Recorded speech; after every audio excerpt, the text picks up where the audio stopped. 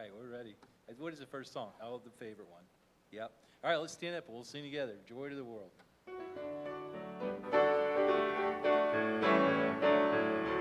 Joy to the world, the Lord is come. Let earth receive her King. Let every heart prepare him room. And heaven and nature sing. And heaven and nature sing.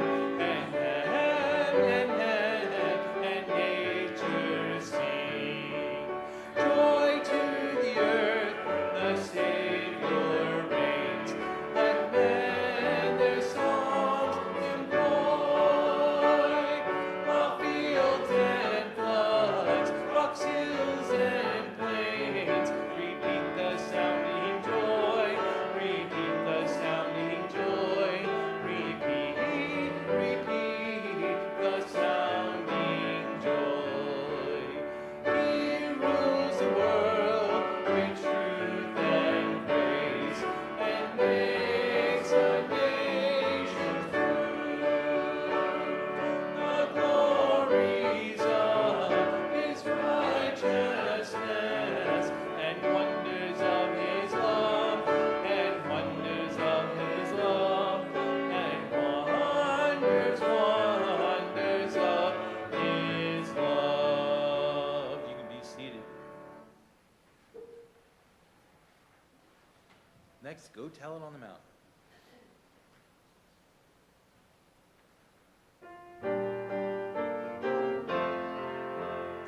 Go tell it on the mountain, over the hills and everywhere. Go tell it on the mountain, that Jesus Christ is born. While shepherds kept their watching, or silent flocks by night, behold, throughout the heavens there shone a holy light. Go tell it on the mountain, over the hills and everywhere. Go tell it on the mountain, that Jesus Christ is born. 'Twas in a humble manger that Jesus Christ was born. The God of all creation became a child that born. Go tell it on the mountain, over the hills and everywhere. Go tell it on the mountain, that Jesus Christ is born.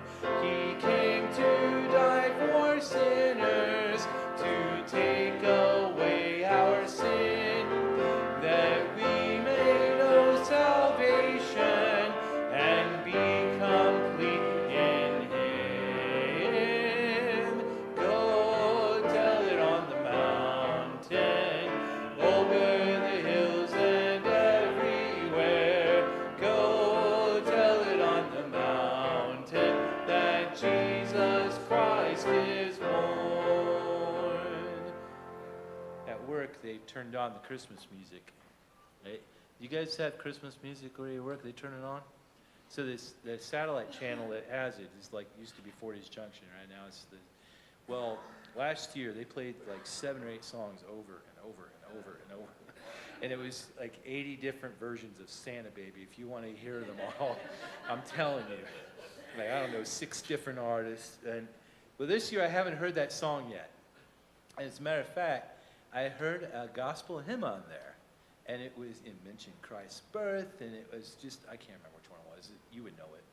And I was thankful for that they're playing that. And they're playing some of the classic Christmas hymns on that. And so I was pleased to hear that. And actually, I had a conversation with Tyler today, about, Christ's birth, and we're thankful for that. And he's a Christian too. And, just opportunity to use that to share the gospel. I'm glad I'm hearing that this year. I didn't hear that last year. I'm just thankful for that. All right, ready? And the last one, Silent Night.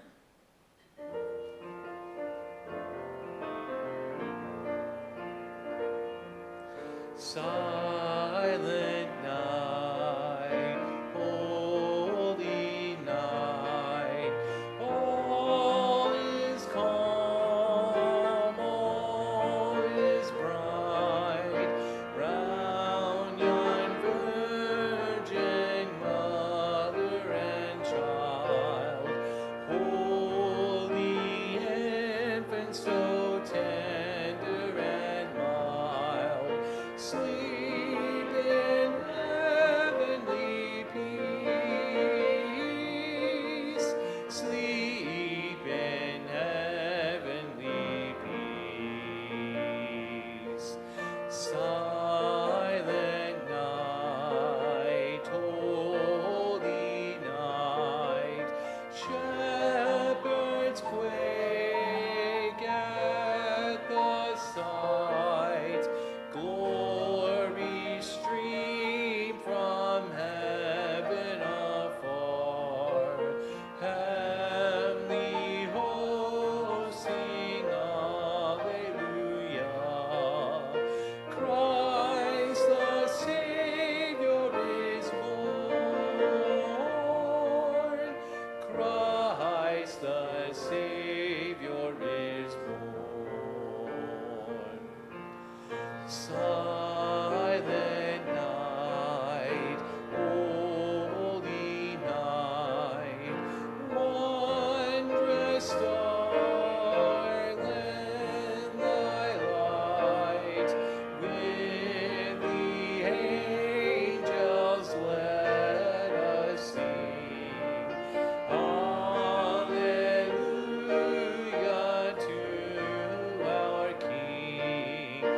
Christ the Savior is born. Christ the Savior is born. Silent night, holy night, Son of God, love's pure light, radiant beams from thy holy face, with the dawn of redeeming grace. Jesus, Lord, at thy birth,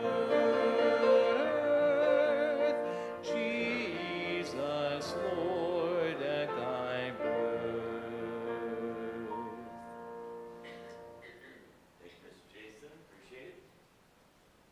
Couple of things for you in prayer request fashion. So Caleb Allen, one of our interns from this last summer, has a brain tumor. Well, it's not a tumor. I guess I'm going to correct that because I believe now they're calling it a cyst. But over the weekend, he was just in extreme pain, head pain, went to the emergency room, and but before he got there, lost his ability to form words. And so it was a concern. They thought it was a severe migraine, sent him home, but then they called him back for an MRI and discovered this androus cyst. Am I saying that right?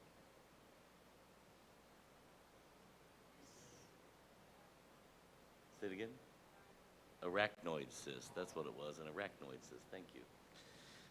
And so anyway, that's what it is. They don't think that it's cancer, but they'll decide what to do. So anyway, then this has nothing to do with the prayer requests. This was on the counter back there with my name on it, Pastor John. No name, so if it's you, thank you. No name, but it says, Pastor John saw this and thought of you. It says, Pastor warning, anything you say or do could be used in a sermon. So I'll wear that for somebody's benefit. I like the hat, thought it was funny. We have an item in the kitchen that I built years and years ago, and we're moving it over to the new house. It's there now. But anyways, I was taking it apart so we could paint it. I discovered I have this habit of when I get a phone call, I just grab a pen and whatever happens to be handy, I'm writing on it. So on the inside of this thing, I had written a note.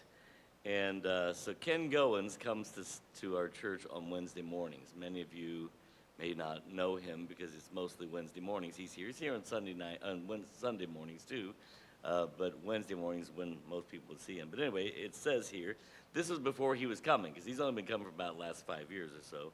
It says, Ken Goins tractor fell on him, Wishart Hospital. That's what my note says. And so I asked him this morning, when was that? And he said that it was March 3rd, 2003. So it's 20 years ago, almost 21 years ago, that I'd written that note, and apparently while I was building that cabinet. So anyway, he's fine, obviously, he was here. So I just thought I would share that with you. And yes? Did not find the ring. So, yeah, my finger feels still that way. But anyway, and just so you all know, because it's important to me anyway, today is my daughter's birthday, Mia's birthday. So I'm going to stop talking and turn it over to Captain Blass to come on up. So we were just singing. And there are two pieces to singing. What are they? What? Words and notes, all right? And if the words and the notes don't go together, you don't have much of a... Yeah. And we're going to get to the words part this evening, but I was thinking over the week about this, where we're at and what we're getting ready to do and what we're getting ready to change gears a little bit and kind of ramp it up so that it really starts to begin to have some significant impact for us in terms of understanding what's going on in our world today. But as I was thinking about it, and we talk about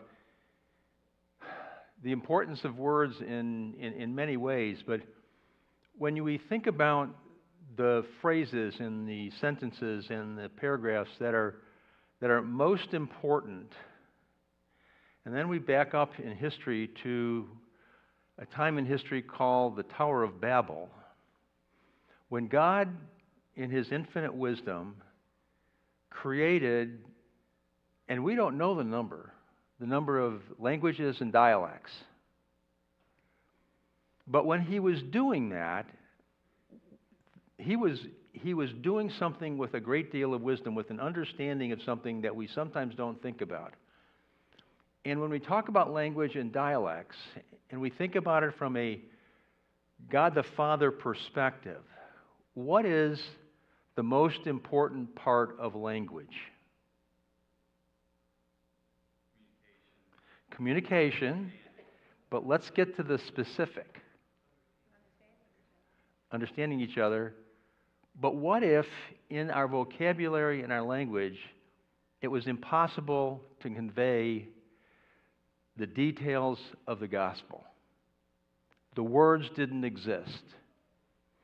And then as we extrapolate that into our theology, and then we look at it and go, okay, so there are all of these languages in which the gospel can be presented, and the theology of the Scripture can be related and conveyed to understand how do we live the Christian life? What does it mean to be a child of God, etc.? And when we understand that and we realize that apart from God's infinite wisdom in setting up the linguistic structure of every single one of these religions in such a way that the gospel can be presented without a lot of difficulty. Okay, there are some languages where their words have been lost over the course of the centuries and millennia, but there are languages where there are aspects of it, and in talking to some of the translators, this is the thing that amazes them, that in some languages, for example in Chinese, if you look at the characters, there are characters that are associated with things such as the flood, the nativity, etc. And it's in the character. And in our language, there are words and things that are there that are extremely important. And as we think about this, we need to realize that God is in the midst of this whole issue of language and linguistics and how do we then converse with one another, etc. And that's one of the reasons why I'm going through what we're going through. Remember, we looked a couple of weeks ago at the issue of what we would call the languages of antiquity. But even in all of these languages which are no longer spoken, there's no longer, and this is a key piece to this, there is no longer a people group associated with these languages that you can go and identify on the planet today. There are no longer cities and countries associated with many of them in the world today. So we've lost some things over the course of time, and language has changed and has matured and developed. I mean, because as you take a look at language, and we think about the language that was necessary for the conveying of the Ten Commandments, or the conveying of John 3:16, for example, and the Nativity and all those other things, there were words that we use today that they'd look at you and go, what on earth is that? Automobile, computer, knife and fork. And the list goes on, and we see that the importance of language maturing and developing over the course of time, so that it enables us to be able to converse and to be able to discuss and to be able to write and so forth. Now, when we take a look at Israel in particular, and we think about Israel's problem, okay, when we wrestle with the history of Israel, and we walk through an understanding of, and if you know, and again, this is something that you grab a hold of as you read through Ezekiel and Ezra and Nehemiah, Daniel, etc., and try to understand the history of what was going on, and then bringing it up to the New Testament. When we talk about the issue of the captivity and the diaspora, for a language group, an ethnicity, those two words are dangerous words because of what they have the capacity of doing, and what is sometimes accomplished. And that's how you lose a language group. That's how you lose an ethnicity. And so it's when we have this going on, it's where a people group loses their use of their native language. Okay, and native language becomes extremely important as we're dealing with this. Okay. They then become an immigrant minority with a lost history and a text. Now, so as we take a look at this, and especially in terms of the Old Testament, the Old Testament text was written in what language?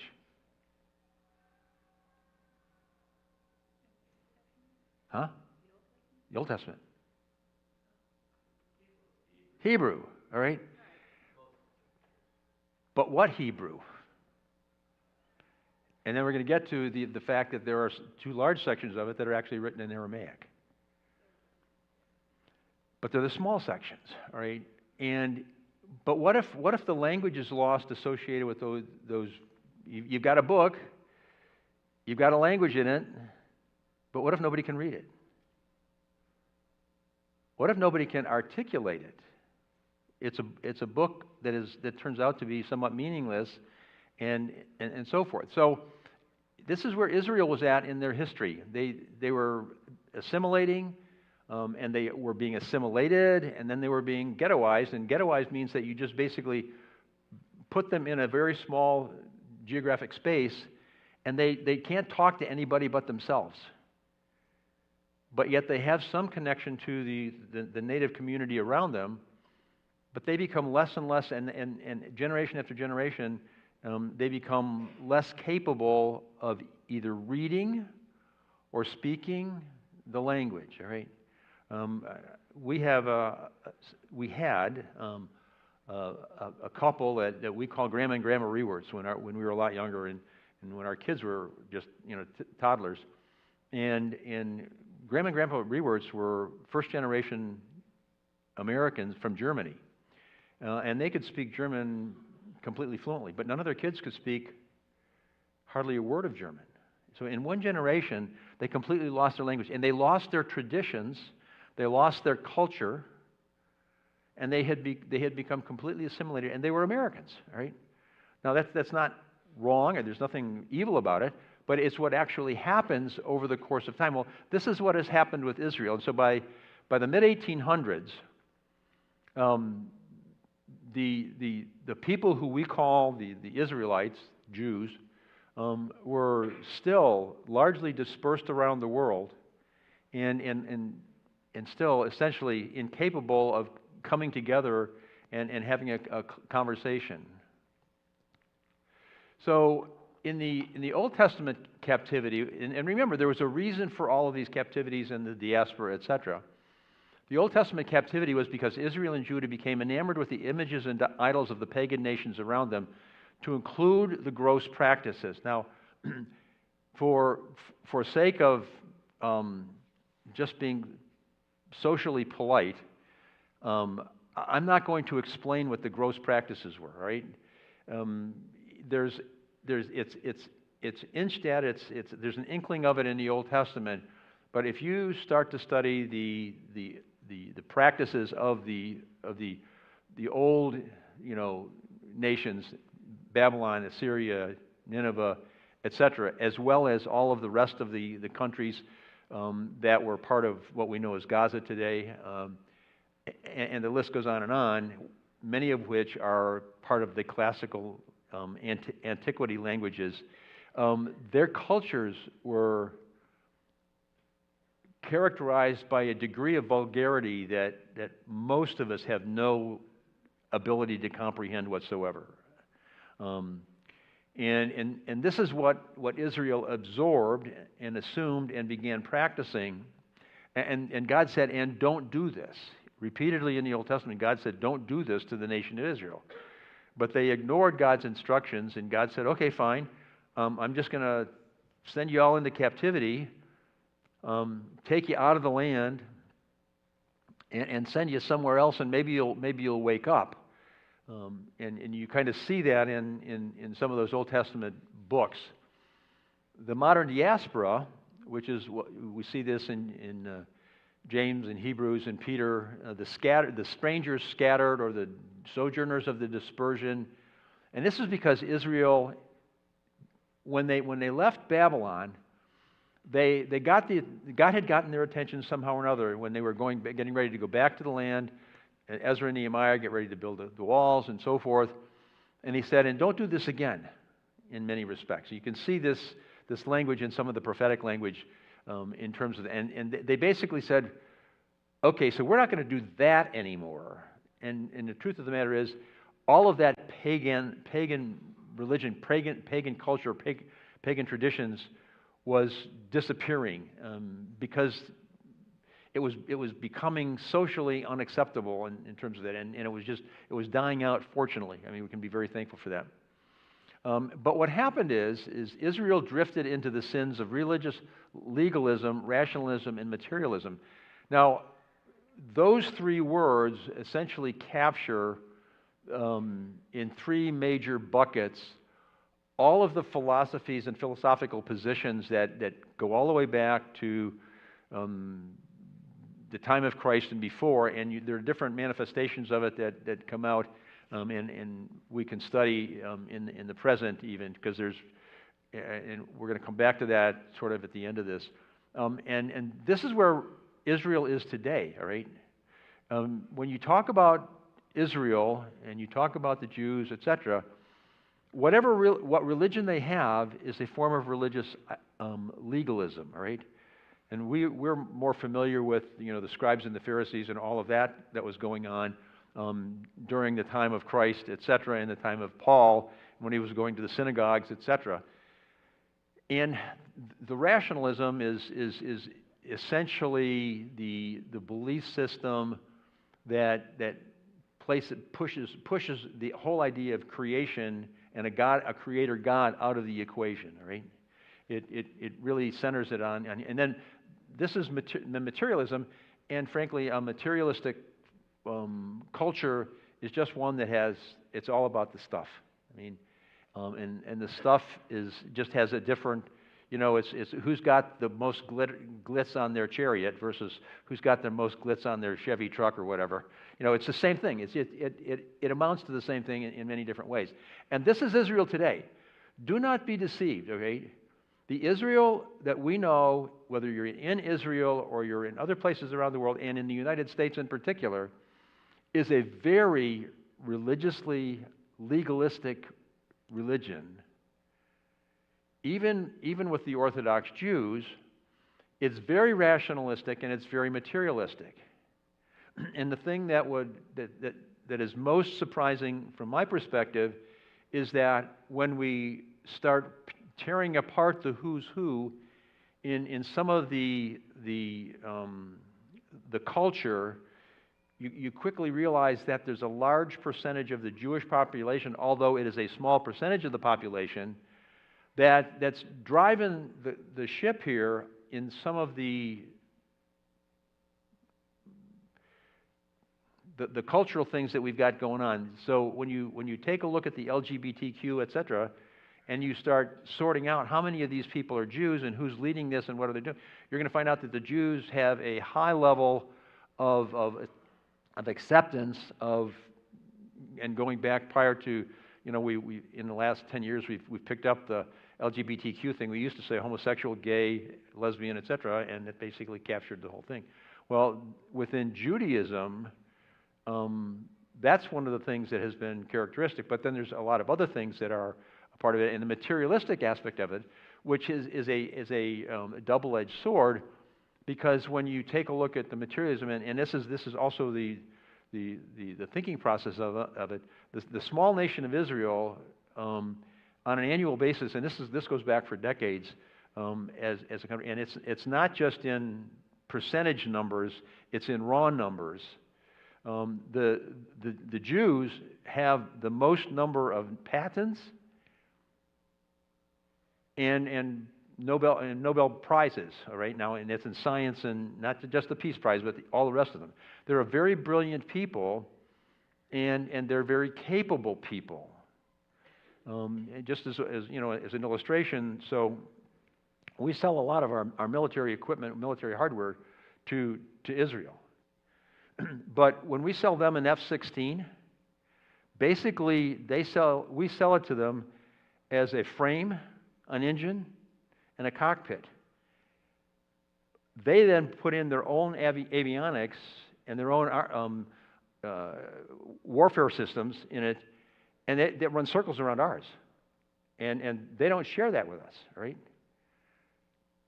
So they have done amazing things, and they are doing amazing things, but understand that they're not, I mean, there are Messianic Jews, yes, but they're a very, very, very, very small percentage of who the Jews and the Israelites are today.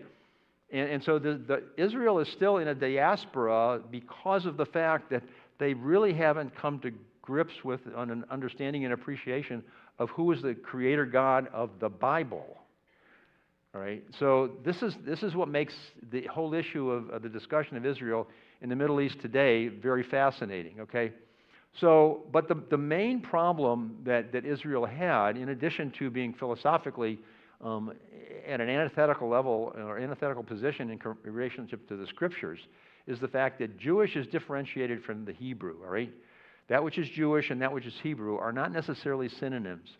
Classical Hebrew represents the pre-exilic First Temple period, and that's the language of that area, during and after the exile.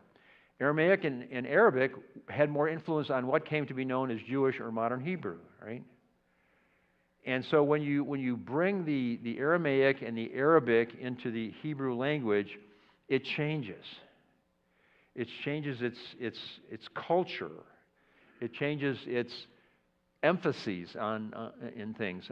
So and just as an example, the following sections of the Old Testament were written in Aramaic. In Daniel 2, 4 through 7:28, and then in Ezra, those passages. And in Daniel, what Daniel was doing in those passages, those chapters, is he was talking the court language of Babylon, right?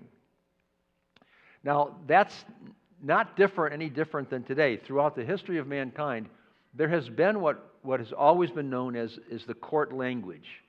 It's the majority language of the leadership across country lines, all right? And in Ezra, we have the diplomatic language of the Near East, okay? And that's very important because, and that was Aramaic in both cases, all right? So Aramaic was the language, whoops, what did I do? Okay.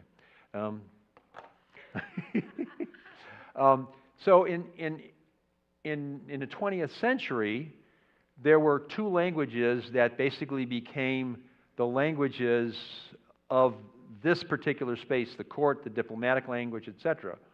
And it was somewhat bilingual, but not multilingual. And that becomes extremely important. And that was English and French. Now, when you're writing laws, writing treaties, writing other documents of that form, if you write them in multiple languages, they become ununderstandable because the languages are not identical. They don't bring across the same nuance in terms of what is being said.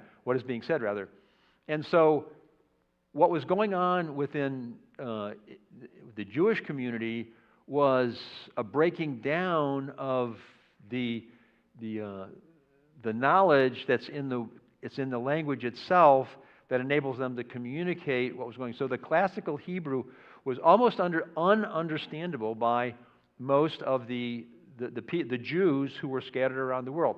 Hebrew was no longer a spoken language, okay? So the Jews were no longer speaking Hebrew, whether it was home or was on the street or wherever, but a liturgical language in the same way that Latin was for much of the later Catholic Empire. The majority of those attending Mass did not know what the priests were reading or saying in Latin, which was not their spoken language. Well, it would be the same way as if when Pastor preached his messages, when he preached an Old Testament message, he would be speaking in classical Hebrew, and if he was teaching a New Testament passage, he would be teaching it in classic Greek. And how many of us would understand a word of what he was saying? No, we wouldn't. And that was the problem in terms of understanding the religion of Israel. Because they didn't speak the Hebrew language, they were quickly losing the influence of the language and the core to the language that was necessary to understand the nuances of the Old Testament, the Ten Commandments just alone. And so Eleazar ben Yehuda, a Jew born in Lithuania, now in 1858. Now, how many of you know where Lithuania is? Anybody? Okay, 2 or 3. It happens to be a small, very small country up on the Baltic Sea, up next to Finland. And you would say, what's a Jew doing way up there? Didn't he know that it snows up there and gets cold and whatever the case may be? But that's where so that just gives you an idea of the spread of the Jews. When God said, I'm spreading you out, he meant what he said. And so in some of the more confusing places and things in terms of where there are synagogues or the residue of synagogues is even in some of the islands of the Pacific. There were some small, very small, tiny synagogues and some small Jewish communities. How on earth did that happen? So we need to understand that they were really spread out around the world. He was a Jewish activist for a homeland, all right? And we're going to get to that. The Jewish activism aspect of this and the homeland is what's called Zionism, and we'll come back to that in another week. For the dispersed Jews, all right? He realized that there was no way a homeland could be achieved without a modern spoken written language. He was considered to be the father of modern Hebrew. Now, it was back during this period in the late 1800s, early 1900s, that there began to become a wide sense of understanding that given the conflicts of the 1800s, 1900s, and then that would include World War I and World War II later on, that there needed to be a place for Israel because a large portion, at least of the Western world, was Judeo-Christian. But there was no place for the Jews. And so there was an undercurrent, not just among the Jews, but among some of the others, some of the other Western communities, to find a place. And there were 2 reasons behind this. Number one, they wanted to get them out of their own countries. And two, it wanted to get them settled someplace where they could have their own little homeland where they could, do their thing, all right? And that's being a little bit sarcastic, but that's the truth, all right? Understand that the repopulating of Israel was not an easy thing. So as he suggested, if it were true that Hebrew was in fact no different from the classical languages of antiquity, then let us revive the Hebrew language, all right? For in this way, Hebrew would become a useful language to the younger generation instead of being a dead language. Well, the idea of dead languages is not something that has gone away from over the course of human history. There are dead languages or dying languages on the planet today.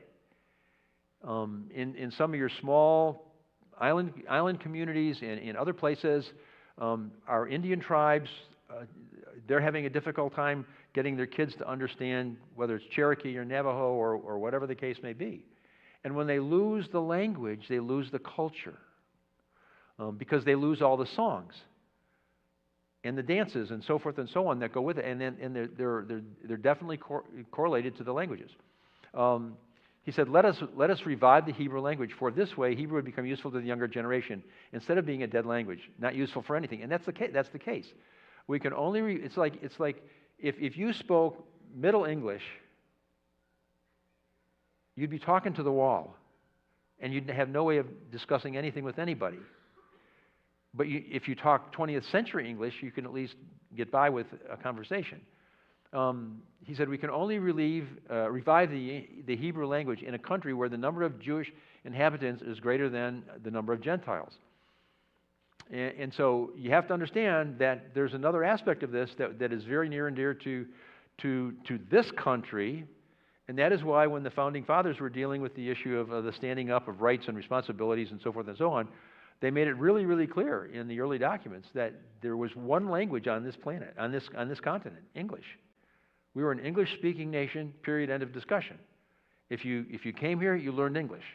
We didn't learn your language, you learned our language. If you wanted to become an American, if you wanted to become an American citizen, if you wanted to vote, you speak English. And English was the language of our history and our historical documents, et cetera, et cetera, et cetera, and in our school system, right?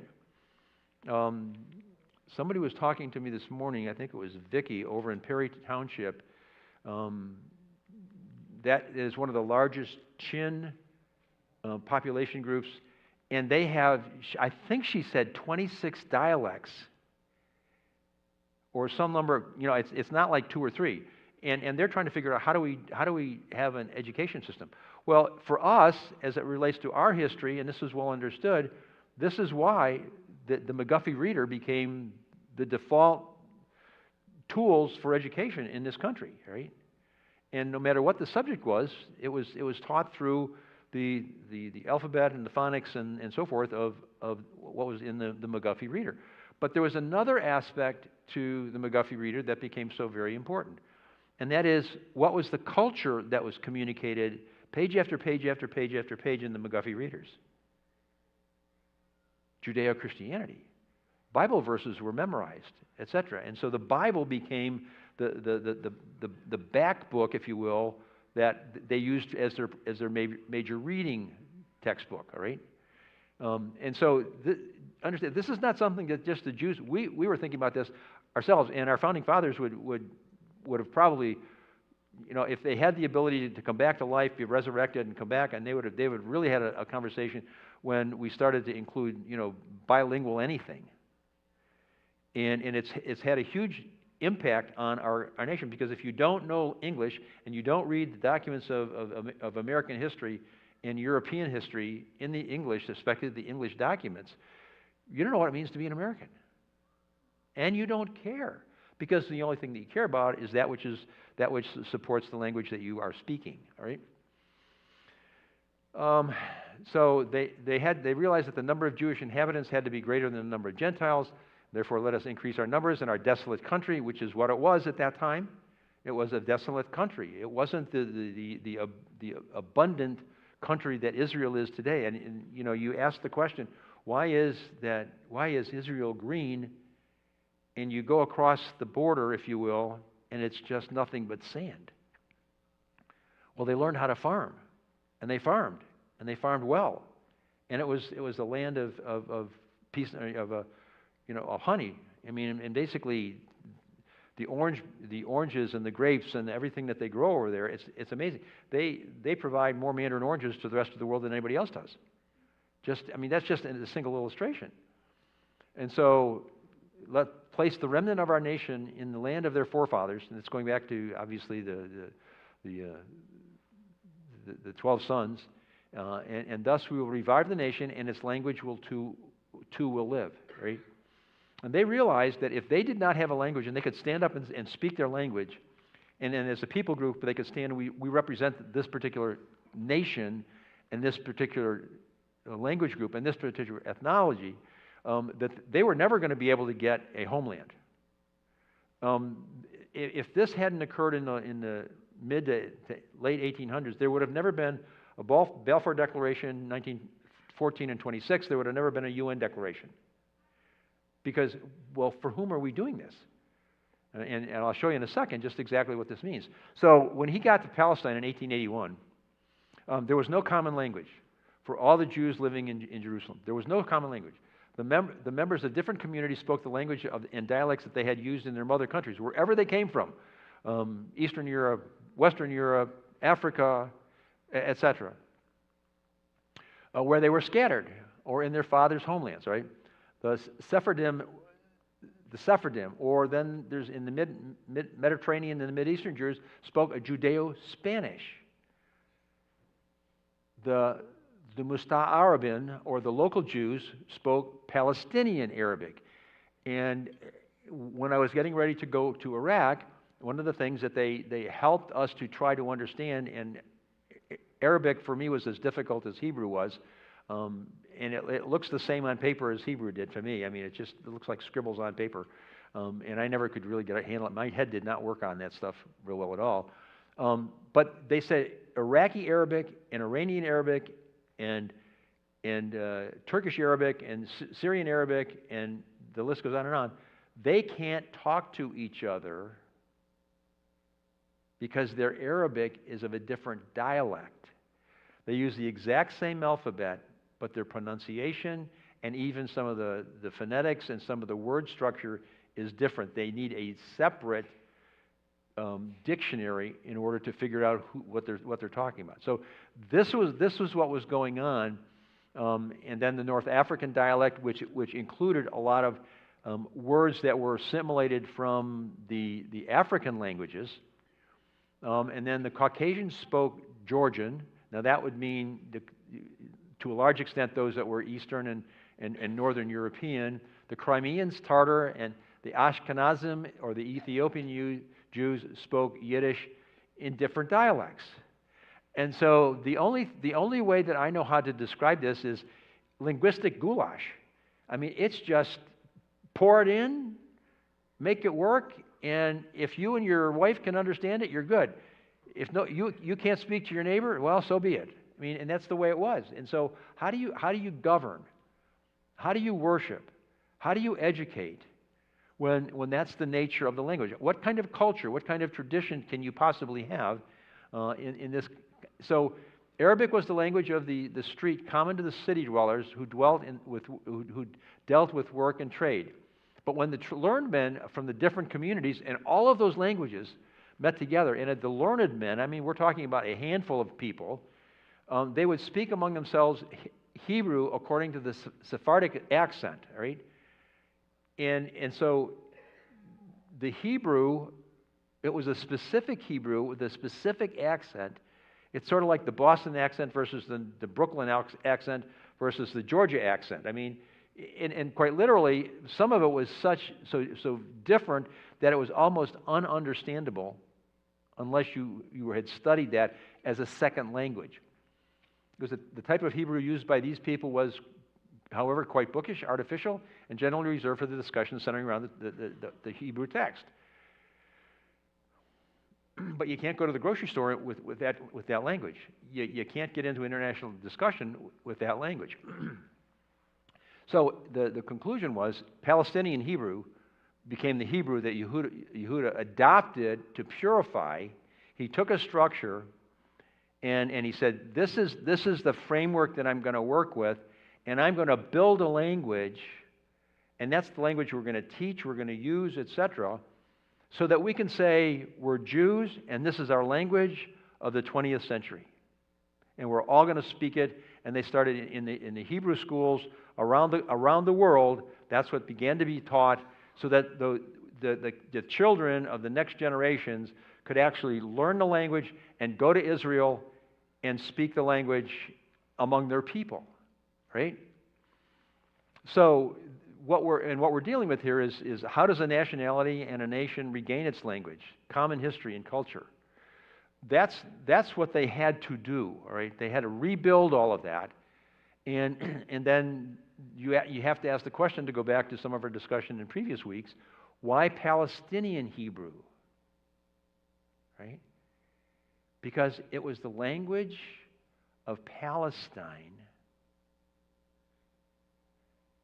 centuries ago, right? Now, it's a modified version of it, but they call it Palestinian Hebrew because it has its linguistic connection back to the Hebrew of the 12 children and the 12 tribes, and the history that goes back through the Old Testament, etc. And the naming of it in itself was significant.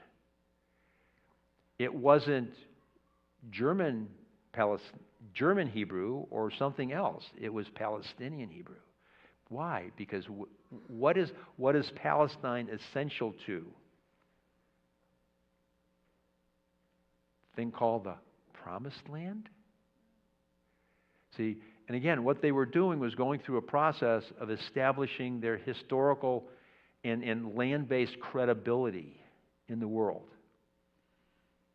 So now we have, by virtue of the name of the language and where they're sitting in terms of, how did he say it?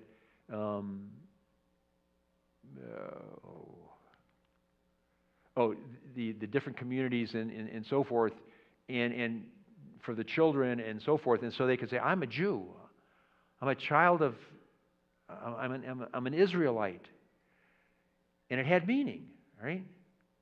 And so what was happening at that point was setting the conditions so that there could be conflict in the Middle East, because without the Jews there, it basically was an Arab space. But once the Jews began to migrate back to Egypt, some of you are familiar with the book Exodus, and I remember reading that. It's an amazing book to get a handle on just what that was all about. It's worth reading even today to understand some of the history behind the process of the Jews getting back to the land. And so now when we take a look at this, we start to wrestle with, this was a slide that I used when I did the Islam series, but also I brought this up about 4 weeks ago. What is Islam? A comprehensive system of thought and life, a replacement religion, and with a distinct legal system within which is a religion. Now understand, it's Arabic based, and the Arabic legal system has terms and terminology that make things legal because it's in their language. There are aspects of it within the language that also provides foundational structure for the religion of Islam. And so as we look at this, and I'll give you I'll call it the rough edges version of this, okay? Some of you may have seen, and I hope that you haven't, but if you did, you got a strong gut, because if you've watched any of the videos, the movies that were taken during the October 7th war, if you want to call it that, and what actually happened on the ground, what Hamas did on the ground, and you ask the question, how could they do that?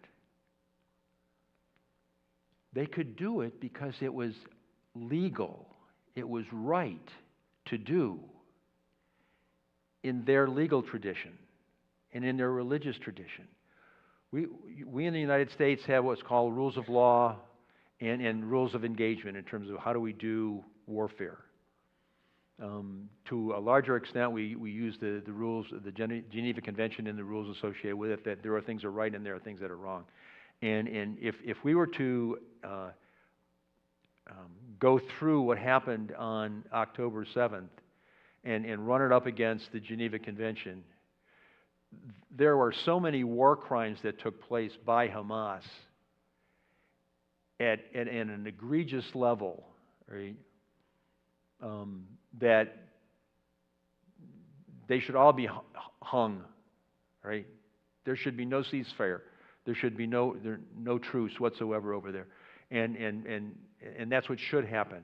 Well, unfortunately, that legal system and that religion has aspects of it that just have there's no connection to what is Judaism, what is Judeo-Christianity. Now, what we've got some struggle to deal with is some of the Old Testament in terms of the instructions that God gave to the nation when they crossed the Jordan River and what was supposed to happen, all right?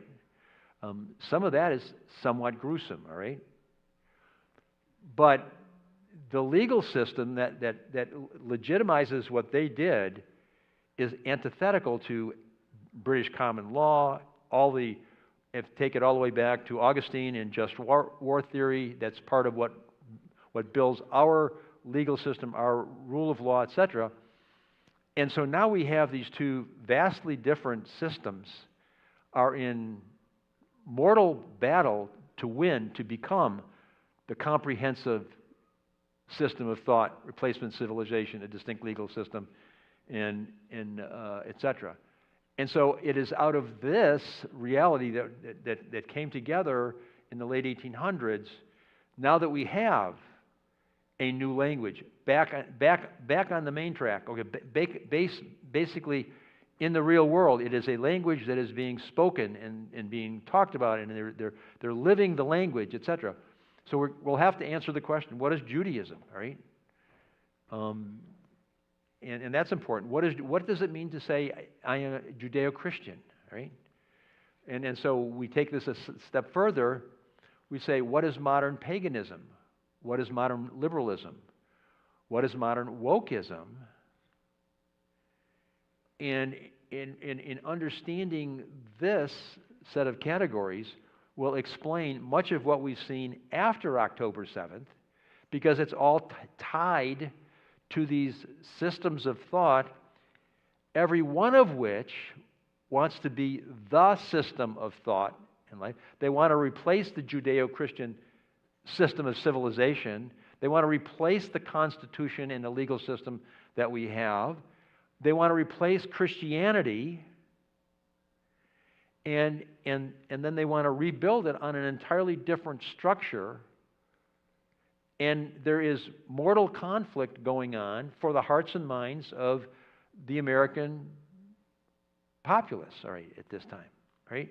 And so this is what we're going to get into, and I'm going to walk you through some of this, because if you don't grasp a hold of this, you won't understand what's going on. And so then we have to deal with the history of terms and whether a term is used in a specific way or in a general way. For example, the word Israel, it can be used in a specific or a general way. Specifically, it talks about how many of the tribes of Israel? 2 or 10. But you just said Israel. You must have meant 12, right? No, you see that? We use it for a portion of the nation, and yet we use it as in a general sense of the entire nation. So we have to be careful. Then there's a classic historical, ancient, and modern use of terms, all right? And then we talk about the origin and historicity. When did a term originate? When did it, where did it originate? Why at that precise moment in history? And we'll work through some of those, et cetera. And then we're going to work through redefinition, revisionism, and redaction, because that's how you can control the thinking process and the structural process of the way people think in terms of what is right is what is wrong, et cetera. And so, all right, so I've got 4 minutes of, we're gonna quit, but this is what we're gonna pick up over the next couple of 3 weeks, because if we don't understand who's using which term in what context, we won't understand that we're being duped to believe that they believe what we believe because they've used the exact same terms, but they've used them in a with a vastly different definition. And this is exactly what's going on in terms of what you see in the news, what you're listening to in the news, all right? They're playing the conservative portion of the U.S. population as if they were witting fools, to be quite honest, all right? And we go, okay, so yeah, we're kind of just giving them a ride. No, they don't mean what we mean. They aren't using the words. And the same thing can be said for the Hebrew and the Aramaic and the Arabic and those different languages. And they have words and nuances in those languages that we almost cannot translate. And I mean that sincerely. There's some aspects of Arabic that we almost cannot translate. And they have words and uses of words that we have no connection to in the English language or in the European languages, the Indo-European languages. So I'm going to stop there so we can break for prayer. Any questions? Do I risk that tonight? Talk to me. I'll be out there and around for a little while if you've got questions, rather than using this time here for the prayer time. So I'll let you all be.